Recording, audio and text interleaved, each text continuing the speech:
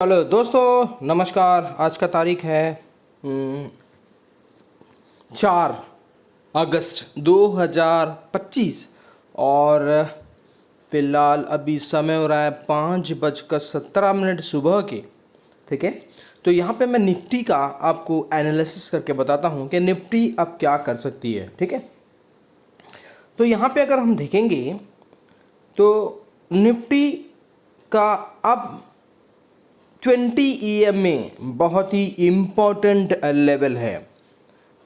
अगर 20 EMA को break करता है तो फिर सीधा 50 EMA के पास आ जाएगा और जो है 23,993। ठीक है, ये वीकली डेटा है। ठीक है, 24,044 के पास एक गैप है। अगर 23,565 को ब्रेक कर देता है, कितना 24,565 को अगर ब्रेक करता है, इसको ब्रेक नहीं करना चाहिए। अगर 20 EMA को ब्रेक किया तो फिर पहला टारगेट आएगा नीचे का, वो है 24,044। क्यों? क्योंकि 24,044 पे एक गैप है। ठीक है, यानी यहाँ से करीब 500 पॉइंट और गिरावट आएगी और 24,044 को भी ब्रेक करता है तो फिर नीचे का जो टारगेट दिख रहा है वो है 50 EMA। ठीक है, 24,044 यहाँ पे एक गैप है दोस्तों। तो अब उसके बाद फिर 50 EMA तो पास में ही है, तो मुझे लगता है कि 50 EMA को भी ये टच कर देगा। लेकिन अगर ये 24,565 को ब्रेक नहीं करता, इस हफ्ते की बात कर रहा हूँ मैं दोस्तों। ठीक है, किस हफ्ते की? इस हफ्ते की, यानी 7 अगस्त वाली एक्सपायरी की बात कर रहा हूँ। निफ्टी को यहीं पे सपोर्ट लेना चाहिए। अगर यहाँ पे सपोर्ट नहीं लेता है तो फिर मान के चलिए 24,044 आपको दिख जाएगा। लेकिन डरने वाली कोई बात यहाँ नहीं दिख रही है। ये वीकली डेटा के हिसाब से, यानी ये जो टाइम फ्रेम है ये वीकली टाइम फ्रेम है। ठीक है, तो वीकली टाइम फ्रेम में अभी भी 10 EMA, 20 EMA और 50 EMA अपने लेवल पे खड़े हैं। तो कोई भी थोड़ा से, मतलब 10 EMA जो है थोड़ा से घूम गया है, तो ये तो शेयर हो गया है कि 24,000 आपको दिख जाएगा। ठीक है, क्यों? क्योंकि 10 EMA थोड़ा सा मुड़ गया है।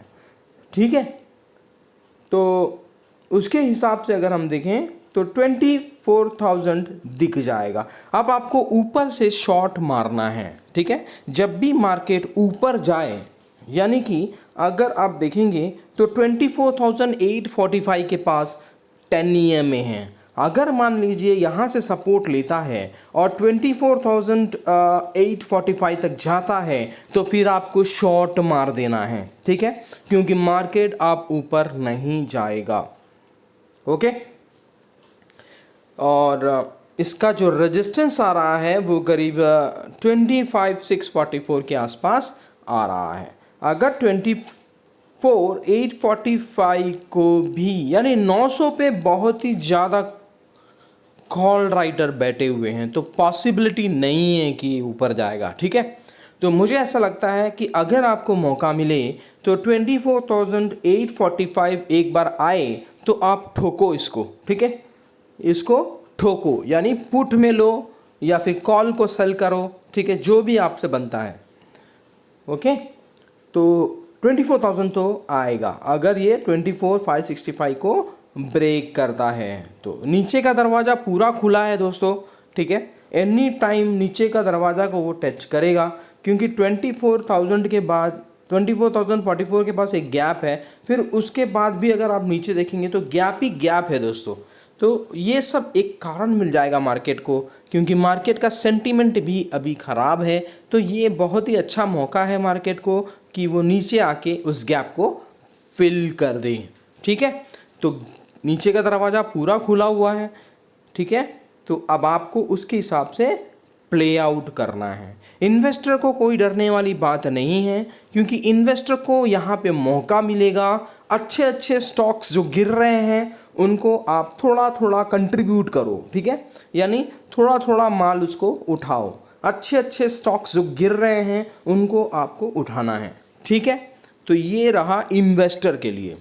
अब मैंने यहाँ पे कॉल और पुट वालों के लिए पहले ही बता दिया है, पुट वालों के लिए लेवल बता दिया है, अब कॉल वालों के लिए भी लेवल बता दिया है। 24,900 तक अगर ये जाता है तो इसको ठोकना है, ठीक है, क्योंकि 24,900 के बाद ये ऊपर नहीं जाएगा, क्योंकि कॉल राइटर वहाँ बहुत ही बैठे हुए हैं तगड़ा, तो पॉसिबिलिटी नहीं है इस हफ्ते के लिए, ठीक है।